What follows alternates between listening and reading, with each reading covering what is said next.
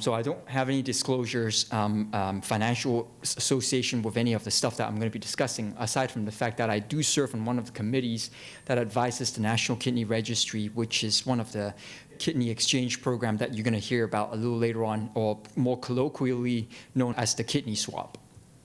So I'm just going to take it through a number of series of questions and maybe myths that may be misunderstood in the general public and try to debunk each one of them. So myth number one, just be patient and wait your time out on the waiting list because a deceased donor kidney is going to come your way very soon. Unfortunately, that is probably wishful thinking, and I grabbed this page off of the United Network for Organ Sharing, which is the organization that organizes transplantation in the United States. And you can see here on the left-hand side, as of a couple of hours ago, there were about over 100,000 patients who's waiting for life-saving organ transplant. And that's, far outstrips the 29,000 that was performed in a year. And not to mention the fact that every single year that the patient doesn't get transplanted, there's more people getting added to the waiting list. So that number actually incrementally increases from year to year. And as you can see here, this is another kind of graphic representation of how that there's an increasing number of patients who's on the waiting list, and this blue line represents those who are still active on the waiting list. These are patients who's medically complex and needs to be worked up before they can be made active. But overall trend is the waiting list has grown from year to year.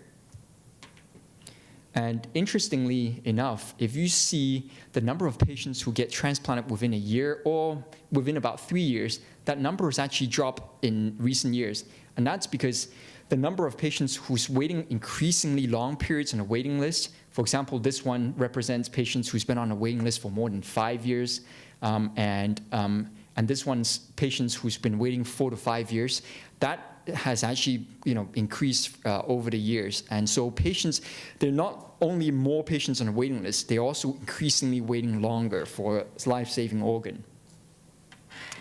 Most number of patients who's on a waiting list for a kidney transplant typically lose their kidney function due to diabetes, as represented by this top line, blue line that's up there.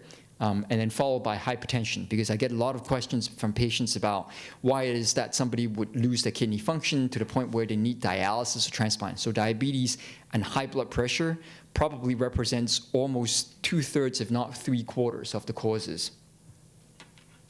And this is kind of the waiting list that you can think of here, specifically at UCSF. Blood group O individuals are the most common blood group in the United States, and patients who go on a wait list can expect to be waiting 8 to 9 years for a kidney transplant to come along. Blood group A is the second kind of most common blood group, and that's typically waiting 6 to 8. Blood group B is the third most common blood group. Again, that's also waiting 8 to 9. And the most advantaged patients are those who have the rarest blood type, which is AB, and there's theoretically less patients whose AB blood type who's waiting for an organ, so they get advantage to a certain point. But we're still talking about, it's probably not zero, that you'd have to be very lucky to hit that jackpot, but it's probably closer to about 4 years. And unfortunately, UCSF is a microcosm of the larger issue of waiting times in California. California's got one of the longest waiting times in the entire country. And I was told by one of my colleagues that there's a calculator that represents in graphic form what it is that if you put in certain characteristics about a patient, and you can actually play around with this on your own, and you can put in various different transplant centers around the country. So here, as an example, I've put in UCSF, and I have theoretically put in a very generic 55-year-old Caucasian gentleman who's non-Latino, who's about 5'8" in height, 150 pounds, blood type O, the longest wait time. And here it spits out the fact that only 8% of patients will eventually get a kidney transplant on the deceased donor wait list in 5 years once they get on the wait list. But a whopping 67%, so 2/3 of those patients who go on the wait list will never make it to the point where they can get transplanted. Either they die on the waiting list, once they actually accrue enough time for a transplant, they've actually gotten medically too sick to receive a transplant at that point. And at the end of 5 years, a quarter of them are still waiting, and fortunately did not pass, and they're still medically considered suitable for transplant. So these are pretty grim statistics. And as you can see here, it's compounded by the fact that then, even though you see that there's a slight trend for an increase in the number of deceased organ donation that's out there, which is still very outstripped by the demand for it, the number of living donor kidney transplantation has actually peaked in about 2004, and since then, that number has actually remained static, if not even declined a little bit. And nobody has been able to figure out why it is that the living donation rates have come down. So the other question would be, a deceased donor organ is just as good as a living donor organ. Well, if you take a look at this, preemptive transplants are those that happen in a patient who get a transplant when they find out about the fact that they have kidney disease without them ever going on any form of dialysis.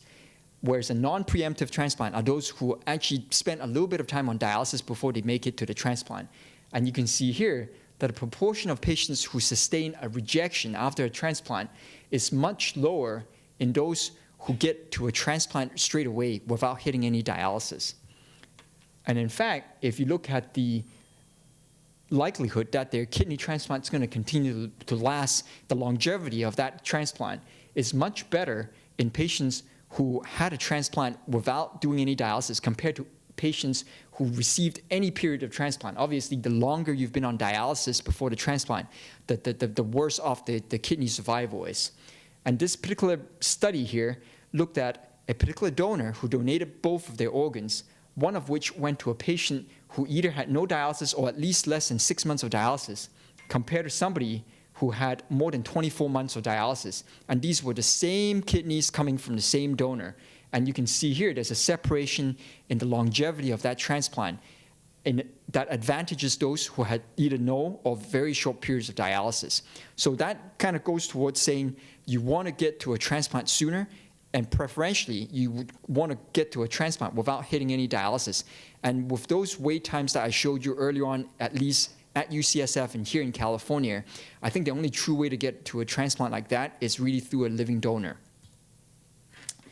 On top of that, the function and the longevity of a living donor kidney after they get transplanted, all things being equal, probably outstrips the results you see any period of time from a deceased donor kidney transplant. So the blue lines here represents the living donor transplants, and the lines down here represents the organs from deceased donors. And you can see here every single one of these time points, the living donor outcomes outstrips those from a deceased donor. And interestingly, if you look at the relationship of living donors to the recipient, it used to be that the lion's share of it came from individuals who were genetically related to their recipient. That number has actually dropped over the years, and what has actually taken its place is the green line here, which represents unrelated donors. When I say unrelated, most times these individuals knew the recipient to a certain extent. So, you can think of it, they may not be genetically related, but they may be emotionally related. We're talking about spouses, friends, and very, even church members. And I think one of the reasons why that's actually happened is because if you look at this orange line here, which represents the pair donation, which is known as the kidney swap, that number has actually increased quite exponentially since 2008. And that's probably what accounted for a lot of these unrelated transplants. Interestingly, if you look at the separation in the kidney function and how long the kidney is expected to survive, it's best for individuals who receive a kidney from his full sibling. So, it's not surprising because these individuals tend to be better genetically matched, and not as good if you have a half sibling. But in fact, I think the important thing to note here is, regardless of the relationship of the donor to the recipient, I think by and large, hands down, having a living donor kidney transplant far outweighs the benefits from a deceased donor if you have to wait an extended period of time on dialysis for that deceased donor organ.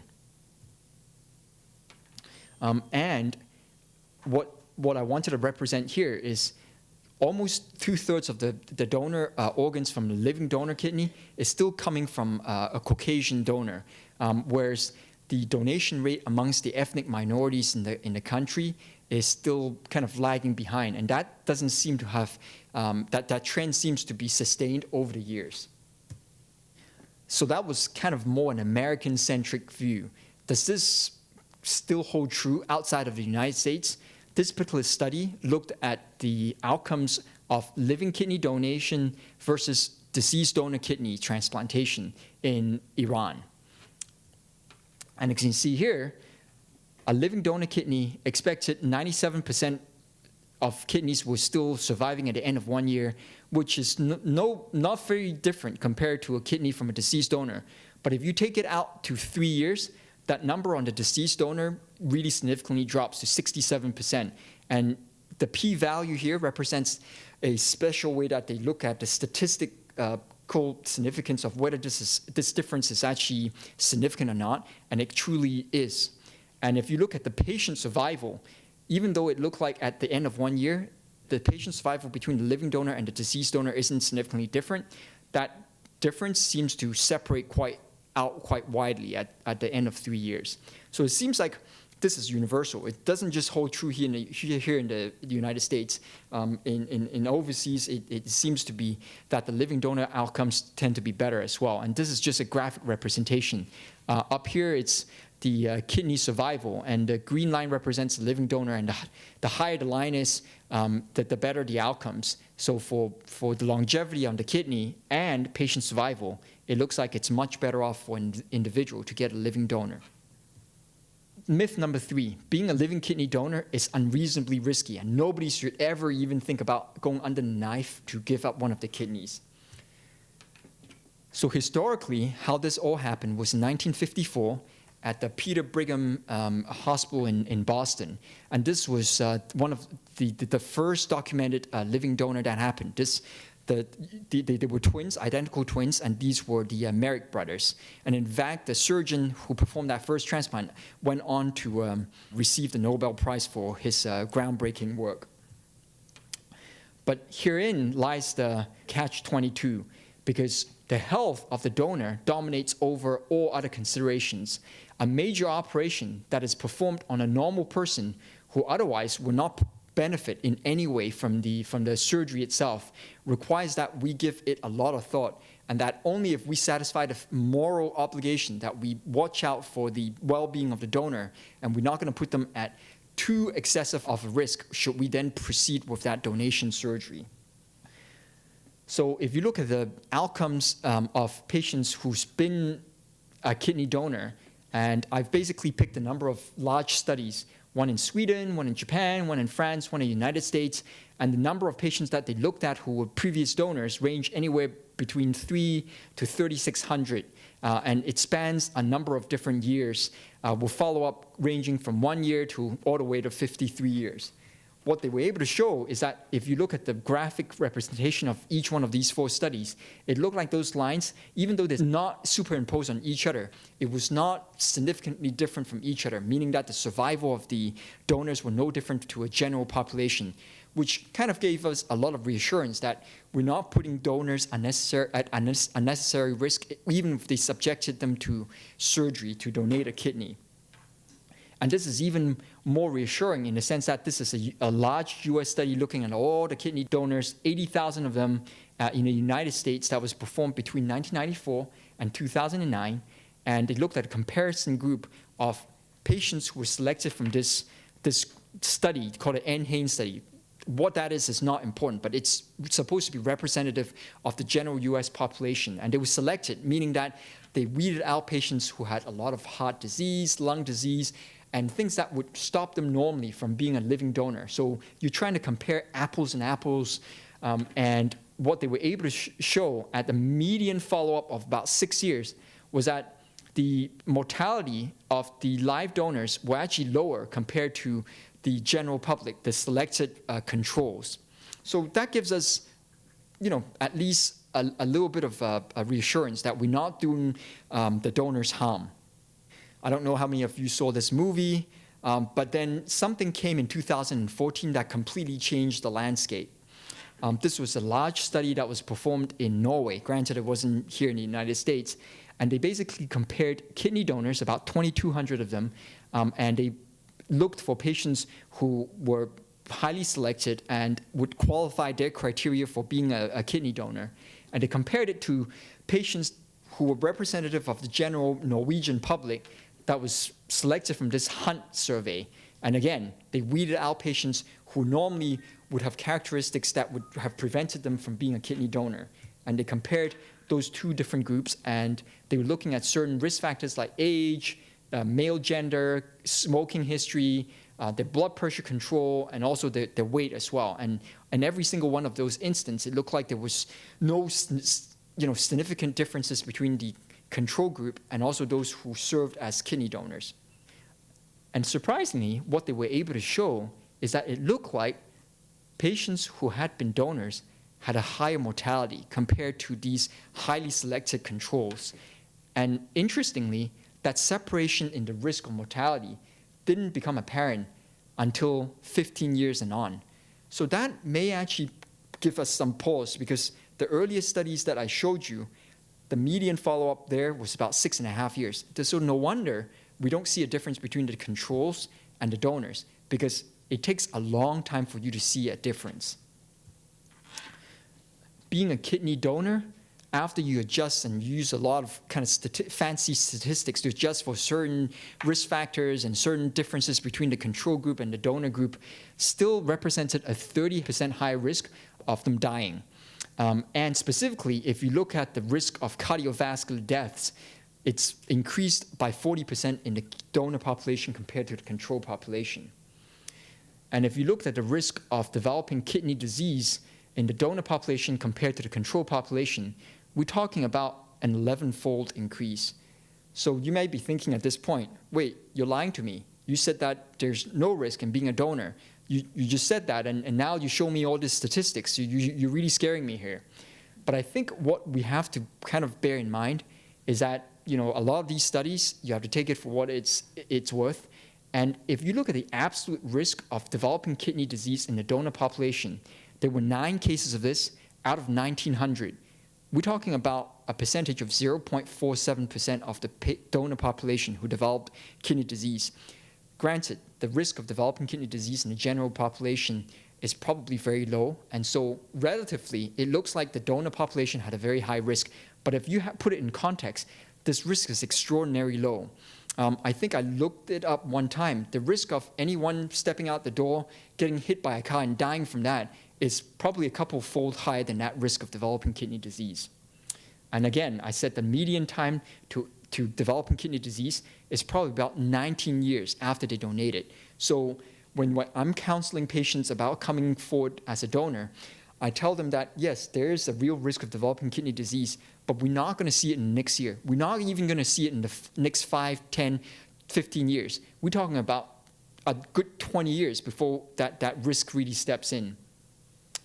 Interestingly, 7 of the 9 cases of kidney failure in the donors was actually caused by what they call an immunologic disease, which means that there may be a hereditary component. And since most of the donors, I think in this study, 80% of them were related to the recipient, it calls into question whether maybe there's some genetic factors that we don't know of just yet that may put that donor at high risk because their loved one, who's a genetically related individual, also sustained kidney disease from something that may or may not be genetically related.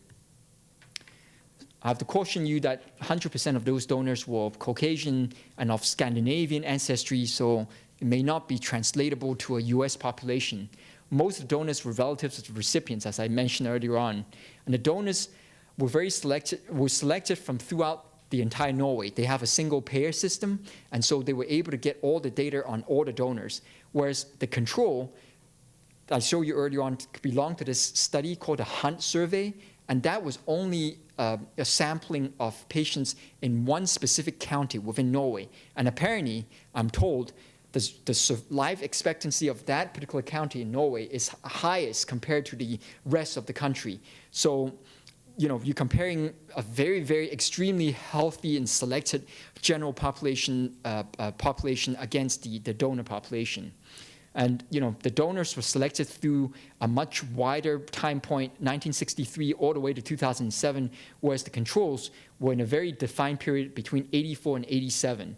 And there were longer follow-up amongst the controls because the last patient that they recruited was in 1987. So they got all that time to follow up on the controls that may have affected the mortality and the rates of kidney disease.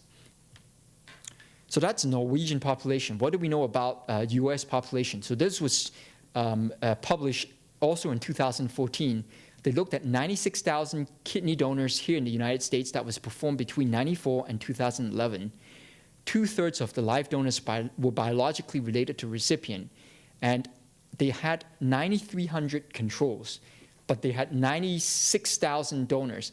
So you can't just, this is like 10-fold higher number of donors compared to the controls. You can't really make apples to apples and an orange to oranges comparison. So they had to use some fancy statistics, which I'll come back to a little later on, to inflate the number of controls so that they can have an equal comparison to the donors. And kidney failure was defined as anyone who started dialysis, and we have a record of those since the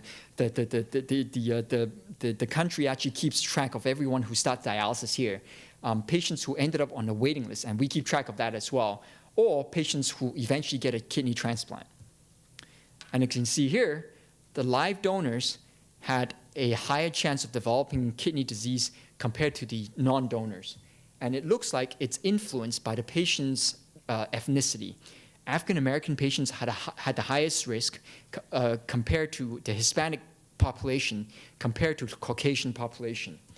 And if I would put it in perspective, all comers, that increase of risk is about a 0.269% increase. Whereas in African-Americans, if you break it down, it's about a 0.5% increase of risk. And the lowest risk category were in the Caucasian population, where the increased risk was 0.22. So again, I want you to put this in perspective. Relatively speaking, yes, donors do have a high risk of developing kidney disease compared to the non-donor selected population, but the absolute risk here is still, we're talking about a fraction of a percent. And if you look at the outcomes here, this is live donor. They have a higher risk of developing kidney disease compared to the healthy non-donors, who in turn have a lower risk compared to the unscreened general public. No wonder the earlier studies that I showed you before 2014 tends to show that donors were no worse off compared to the general public, because if you took all comers, that risk of developing kidney disease in the general public was actually much higher than the live donors. Again, there's probably a lot of caveats that you have to take away in terms of knowing that you can't just take all these studies at face value, because using that fancy statistical method that they overinflated the controls in order for them to get enough numbers compared to the donor population, if you disregarded that and you didn't do that fancy statistical adjustment, and you just looked at the crude rates of kidney failure amongst the donors, is about 10 per 10,000. Whereas in the donor population, that 9,600 patients who were in the non-donor population, that rate was actually higher when you only looked at the crude rate. So again, I think you have to take it with a large grain of salt. And if you look at the conclusions from the authors from both those papers, they're saying, I'm not here to say that we should discourage living donors just because there's maybe a higher risk of kidney failures among the donor population. I think you have to counsel the donors very carefully, and you have to select them very, very carefully so that you're not putting patients unnecessarily at risk. And so long as we're all adults, we understand that there's risk walking out this door and getting hit by a car. So long as we understand what the implications of being a donor is, and the downhill implications of being able to help a loved one or somebody relive a life that has good quality of life, I think it may be worth it. So myth number 4, you can receive a kidney from almost any donors who steps forward to offer a kidney. So it used to be that so long as you have a compatible blood type, we can go forward with the donation. It wasn't until 1969 when Dr. Terasaki, who's probably the godfather of what we now term as transplant immunology, found out that if you have a positive crossmatch, meaning that when you mix the donor cells with the blood sample from the recipient, and you added a lot of complements, which helps with punching holes in the cells. And if the recipient happens to have what we call preformed antibodies against this particular donor, you end up causing the cell to die because you cannot surmount that positive crossmatch, and it will be a very, very bad idea to transplant a patient who has a positive reaction against the donor. That's a very crude method, and so technology has moved on since then, and we've actually developed more fancy techniques to try to figure out if a donor and a recipient is compatible. And some of these techniques, for example, the flow cytometry, can give you an indication of whether you can safely transplant the recipient and donor without having to do all that mixing and looking at down the microscope. It just basically generates this graph on the right-hand side over here, and you see that this spike here is to the right of this spike here, and this spike here is negative control. So this will be a positive reaction. And typically, we are told that when you have a positive reaction, once it gets to a certain extent, it would not be a good idea for you to accept that donor for this recipient. We've actually become even more sophisticated to the point where we don't even need to do any of these reactions anymore. We can actually very highly accurately characterize the antibodies that the recipient has ahead of time, and we can actually make a prediction as to whether a donor will be suitable for this recipient or not. And the advantage of it is, once we can make a prediction, we don't need to wait for the results of this reaction that we have to do, which can be quite time-consuming. And if you have a kidney all the way on the East Coast that needs to be flown into the West Coast for a particular recipient, you can actually make that decision very quickly, and you minimize any delay in surgeries.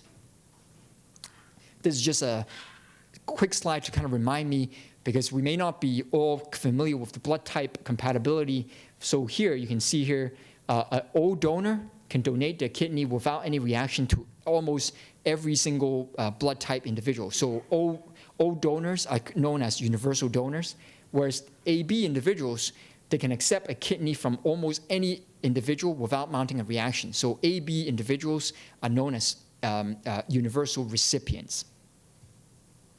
So myth number 5, if you mount a positive cross-match reaction against your intended donor, then all bets are off. You're going to be committed to a lifetime of dialysis. You're never going to get a transplant. Well, that's not true, because if that's true, then we'd be in serious trouble here. So how do we get around that? So there's one thing that we participate in at UCSF and that, around the country. I showed you earlier on, since 2008, there's been a good number of transplant centers that starts doing this kidney pair donation, or more commonly known as kidney swaps. And there's 2 programs that we used to do here at UCSF. The National Kidney Registry, which is a big conglomerate of different centers that puts in donors and also recipients so that we can mix and match and do these swaps. Or what we used to do is a single center paired kidney donation, where all the donors and the recipients reside here at UCSF, and we have more control over things. But the disadvantage is you have a much smaller pool of donors, and so you may not be able to find every single recipient a compatible donor. If you've never heard of this, the National Kidney Registry was founded, it's a private corporation, by the way, based out of New York. It was started in February of 2008 by this gentleman called Garrett Hill, and it's a pretty interesting story. He wanted to be a donor to his daughter. Turns out that he wasn't compatible. He had to kind of go through a lot of heartache before his daughter eventually received a kidney transplant. And after the successful transplant, he thought, there must be a better way to go about doing this. He came from an IT background. He developed a very sophisticated computer software and started this company in order to find incompatible donor-recipient pairs a compatible transplant. And to date, they facilitated more than 3,600 kidney transplants in the United States. And right here at UCSF, we've done over 200 transplants with them. In the simplest sense, a paired swap is the donor who's not compatible with the recipient donates the kidney, and it goes to recipient number 2, and vice versa. The donor from the recipient number 2, who's not compatible with the intended recipient, donates the kidney to recipient number 1, and everyone's happy. But that limits the number of transplants that can potentially happen. A more sophisticated way would be to do what we call a donor chain, where somebody, what we call a non-directed altruistic donor, steps forward. Somebody who just out of the goodness of the heart, wants to donate one of the kidney. They don't care who it goes to, so long as it benefits someone. That then sets into motion a domino effect so that the kidney gets bounced around and the kidneys get flown all over the country to the point where multiple recipients and donors go on to undergo surgery. And ultimately, that last donor donates a kidney to somebody, for example, here at UCSF, who ends that chain. And you may have heard about this a couple of years ago. This was 2012, where we made history here. 30 kidneys, 60 pairs, so recipient and donors, who benefited from this gentleman right up here in the left upper corner, who just wanted to donate a kidney to somebody, and his only condition was, I want this to benefit the maximum number of people. And that led to 30 transplants, and 30 recipients were able to come off of dialysis as a result of his gift. The number of kidney transplants that were facilitated through the National Kidney Registry has grown over the years, so much so in 2018, they've done almost 619 transplants. And if you look at the number of kidney swaps in the country that was performed, there was 870 that were done in 2018, the lion's share of which was done through the National Kidney Registry. And not to toot our own horns, but here so far in the last 12 months, UCSF is the second most voluminous transplant center within the National Kidney Registry. We're only beat by the University of Wisconsin in Madison. And once the patient go in the National Kidney Registry, the expected wait time is only about 1.7 months, not years, months. So that, it's in comparison to the 8 to 9 years that I was showing you for blood type O individual who is committed to that much of a wait time if they just waited their time out on the deceased donor wait list. And the outcomes through the National Kidney Registry is at least not worse, if not better, than the living donors that are done through the non-swap kidneys. So myth number 6, the donor and the recipients must undergo surgery at the same time. I mean, it makes sense, because if the donor gives off a kidney and the recipient don't get a transplant in exchange, it looks like we're really not being fair here. But it turns out that there's some innovative things that are being done around the country, and the advanced donation program is one of them. The donors donate ahead of the planned surgery for the intended recipient for various reasons. Usually it revolves around specific time frames. So for example, most of the time, a donor said, I'm a teacher, I have the summer months off, I really don't want to have to take time off during the normal school year for the recovery process. Can I just donate first? And then, so long as you give me your word that my recipient will eventually get a transplant, I'm okay with that. Or donors who are in the military and they could be deployed at any point in time, and they want to take advantage of the fact that they're now based in the US, they want to donate a kidney just in case that they get deployed. Then they've done their piece, and their loved one and the recipient can get a kidney transplant later on. So this group within the National Kidney Registry reported their outcomes for the early experiences with the advanced donation program. The first 10 transplants that were done through this, and you can see here, the amount of time that separates the initial donor who donated a kidney to the time the recipient eventually got a transplant can go as short as 10 days all the way to almost 18 months. And this is a prime example of what happened. Donor 1 is the husband of recipient 1. He was getting worked up to be a donor to his wife. In the meantime, his wife actually was on a waiting list and got a deceased donor offer. So she successfully got a transplant, and her husband said, you know what, I'm almost done with the process. My wife benefited from somebody who wanted to donate a kidney, and I want to benefit somebody else. I'm just going to go through with the workup, and I want to donate my kidney to somebody. While he was getting worked up, his wife got a really bad rejection, and it was clear that the kidney was probably not going to last very long. So he came back and said, you know what, I still want to donate my kidney, but eventually, when my wife's kidney basically fails, I want you to prioritize her for a second transplant because of what I've done for somebody else. So they the National Kidney Registry put their heads together and said, I think we can probably make it work. So what happened was he ultimately donated, and as a result of his gift, 10 transplants that normally wouldn't have happened, well, I guess 9 transplants since his wife eventually got a transplant, but 9 other transplants that wouldn't normally have happened. And eventually what happened, about 2 years almost to the date of his donation, his wife eventually got a transplant through the National Kidney Registry, separated by 2 years.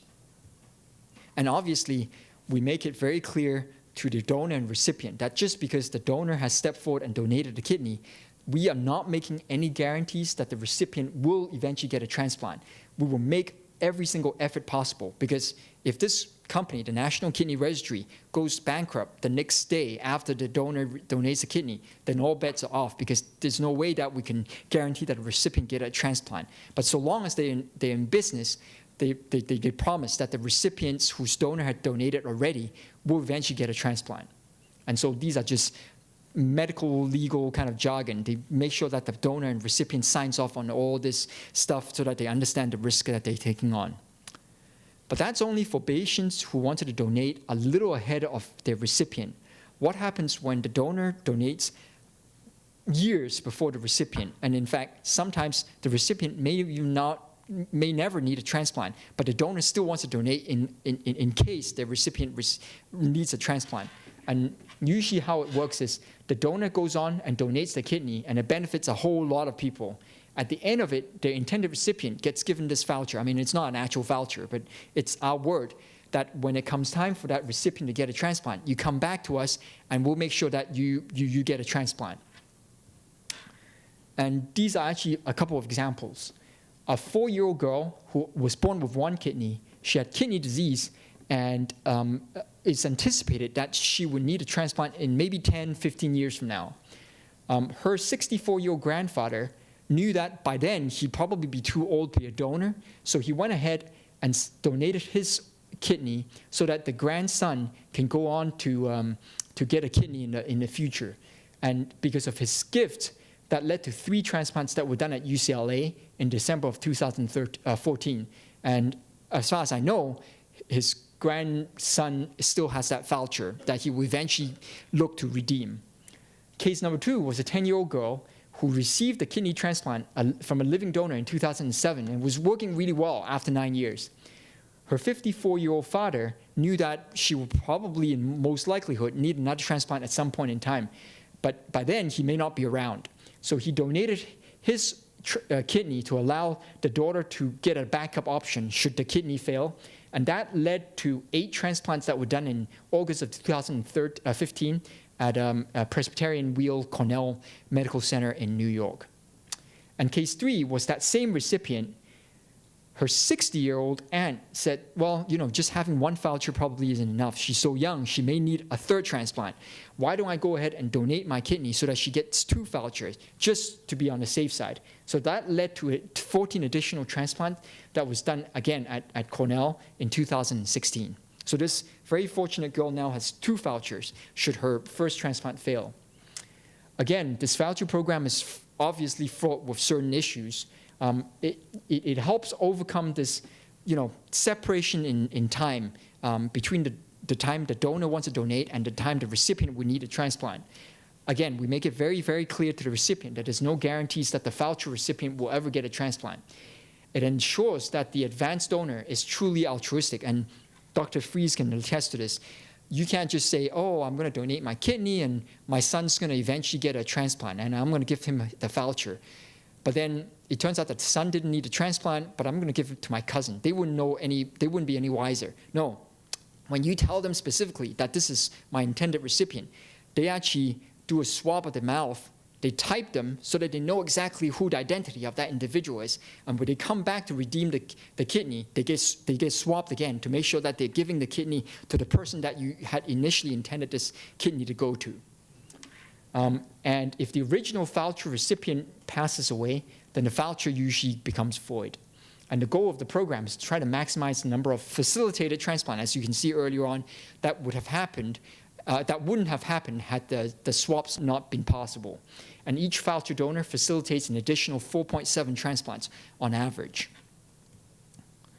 Again, if the organization goes bankrupt, all vouchers become void, and they have to figure out ways to try to prioritize transplant. If you have multiple people who has vouchers, who steps forward and overwhelms the system, they have to find a way that they can actually prioritize these transplants.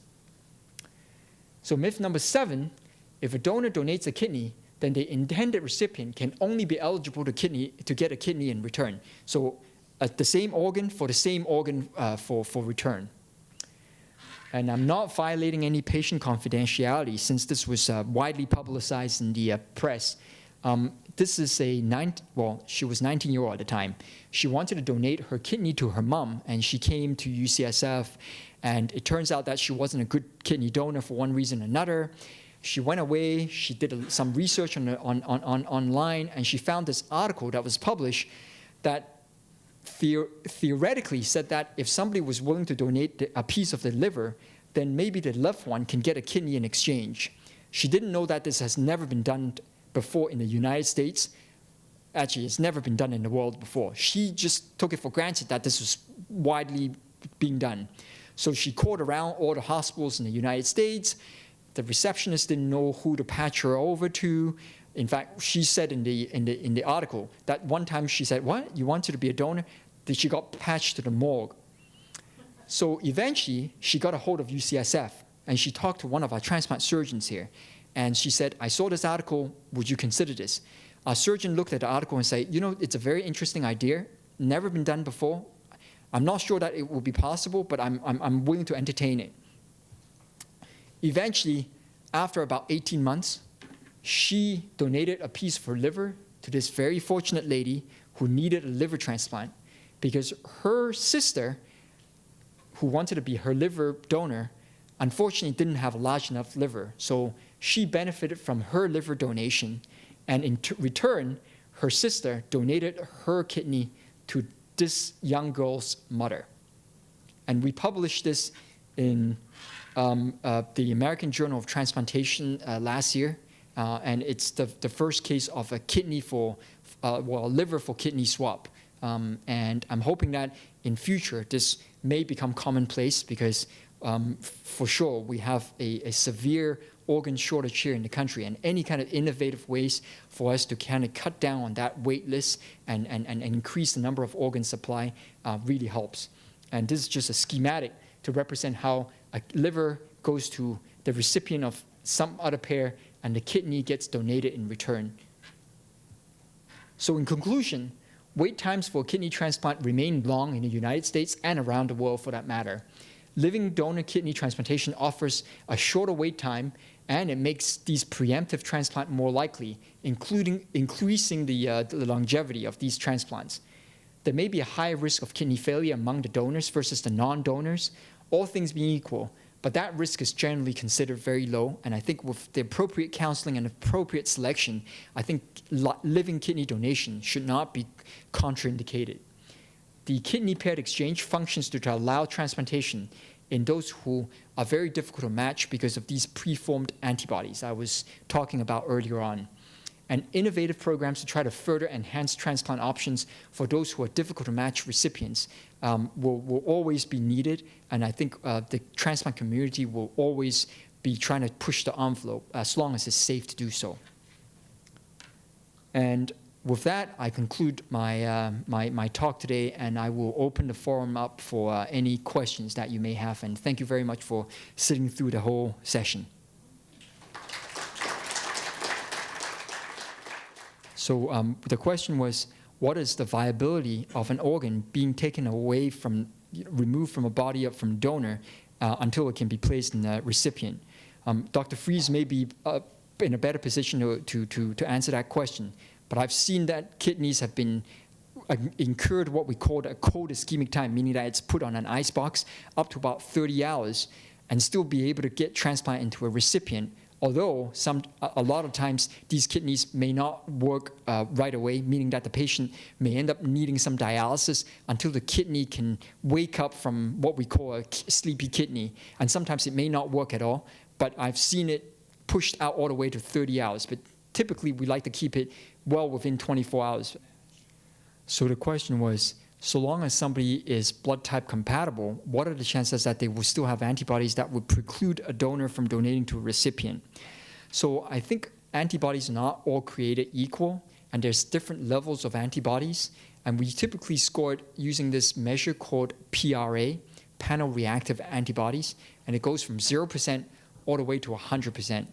And obviously, the higher the percentage, the less the likelihood we're going to be able to find a compatible donor for that recipient. So I think in those who are not sensitized, meaning they have a PRA level of 0 and probably below 20%, the chances are we're probably going to be able to find them a pretty good donor. Between 20 and 80%, it's harder, but I wouldn't say that it's impossible. I think if you're patient, you can probably find somebody.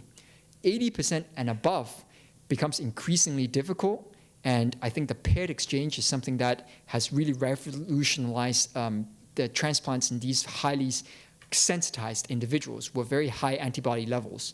And once you get into the 99 to 100% PRA levels, it becomes very, very difficult, but not impossible, because we've been doing this for a while now, and we're seeing patients with PRA levels of 100% who still end up getting what we call a perfectly matched kidney. So I wouldn't say that it completely loses hope just because you have high antibody levels, but it just makes it more difficult, and it may put that kidney at a slightly higher risk of rejection afterwards.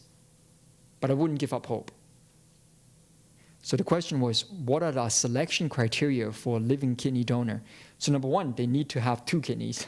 I know it's surprising, but sometimes patients are born with one, and there are many studies that show patients who are born with one, or they lose a kidney because of traumatic reasons, who live out a very, very normal life with one single kidney. So we may not even be aware of that. So number one, we do a very sophisticated imaging study to make sure that they have 2 kidneys first. And number two, they need to have enough kidney reserve in order for them to give up one of the kidneys. So we do blood tests. We also get the donors to do what we call a 24-hour urine collection so that we can assess what the kidney function is. And if there's ever any doubt, we then put them through a special study where we inject a dye, and that dye gets filtered in the kidney, and it gives us a very, very accurate representation of what their kidney function is. And there's certain cutoffs that we follow. Obviously, the younger you are, the higher the kidney function we would want before we would allow that person to donate a kidney, because the sense is a younger donor who gives up one kidney, they have their whole lives in front of them, and we want to make sure that they're left with enough kidney to last them the rest of their life. Whereas if you're older, we're probably able to take on a little bit more risk, knowing that you can probably get by with slightly lower kidney reserve.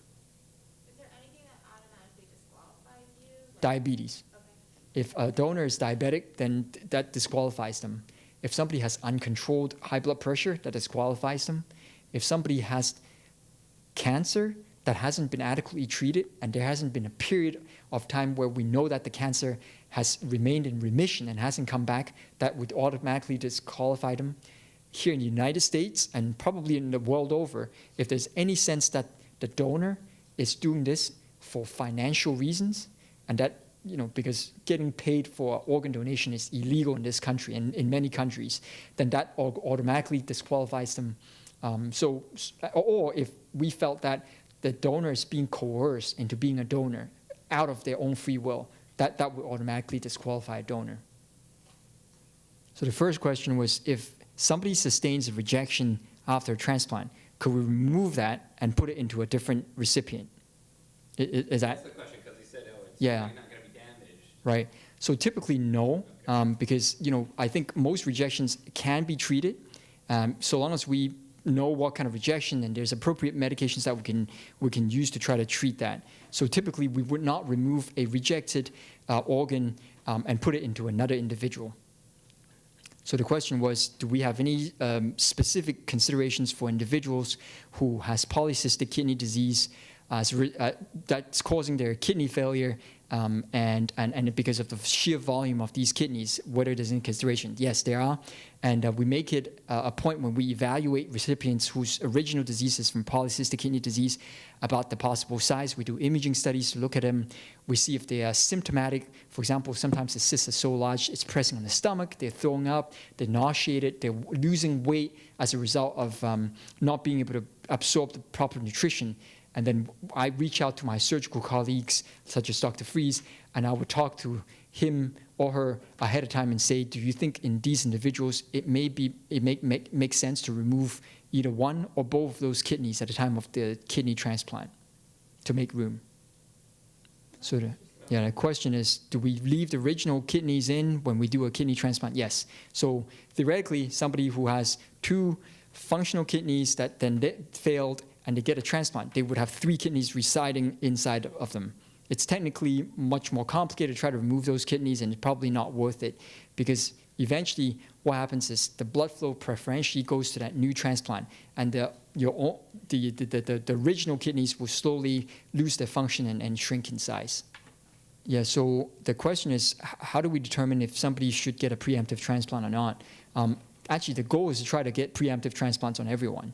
Unfortunately, with the wait times that we have here, that's only really possible with individuals who has a living donor.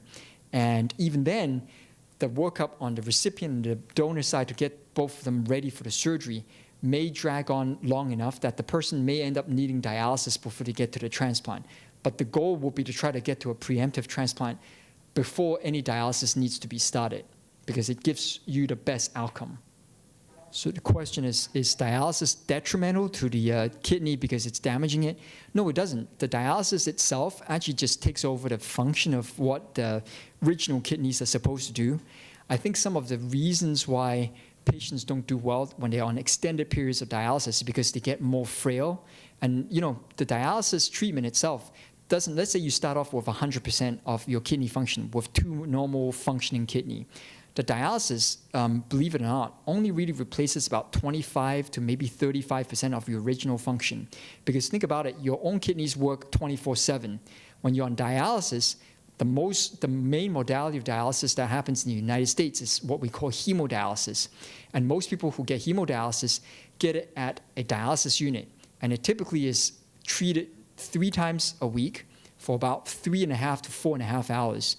So they're a lot of downtime in between the times when you're not on dialysis. And so if you average it out, the function that the dialysis machine replaces is only about 25 to 35% of the original function, which is enough to keep somebody alive, but not enough to kind of give them a long, fruitful life.